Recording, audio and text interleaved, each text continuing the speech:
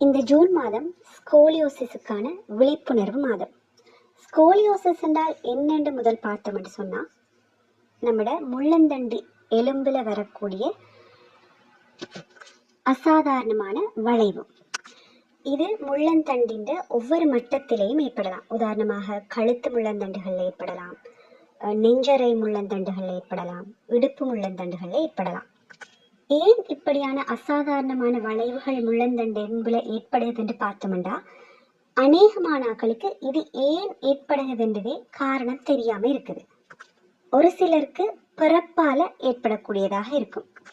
இன்னும் சிலருக்கு neuromuscular disorders, அதாவது இந்த தசை நரம்பு பகுதிகளில் வரக்கூடிய பிரச்சனைகளாலேயும் ஏற்படலாம்.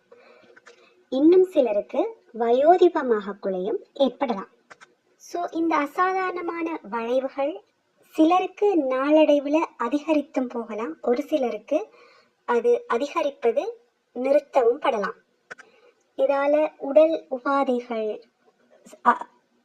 அதிக வலி, தசைநார்களின் இறுக்கம், உடலின் அமைப்பில் மாற்றங்கள், நடையில் வித்தியாசங்கள், இவ்வாறு பலவிதமான அறிகுறிகள் ஏற்படும். ஸோ இப்படியான பிரச்சனைகளுக்கு ஆயுர்வேத, யூனானி, சித்த முறைப்படி விஷேட வைத்திய முறைகள் இருக்கின்றது. அது மட்டும் இல்லாமல் விஷேட கேரளிய சிகிச்சை முறைகளும் இருக்குது. உங்களோட வீட்டில் இப்படியான பிரச்சனைகளோட ஒரு 11 வயது சிறார்கள் இருப்பாங்கன்னு சொன்னால், அவர்களுடைய ஸ்கோலியோசிஸ் வளைவுகளில் பெரிய டிகிரிக்கு நாங்கள் வித்தியாசம் கொண்டு வர முடியும்.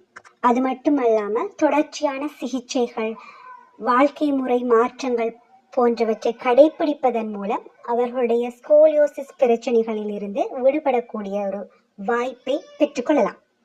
இப்படியான பிரச்சனைகளோட உங்களோட வீட்டில் ஒரு வயோதிபர் இருந்தாங்கன்னு சொன்னால், அவங்களோட வலிகள்லேருந்து நிவாரணம் பெறக்கூடிய சிகிச்சைகளும் இருக்குது. ஸோ சிகிச்சைகளை பெற்றுக்கொள்ள எங்களுடைய ஐகா வெல்னஸ் சென்டருக்கு வருகை தாருங்கள்.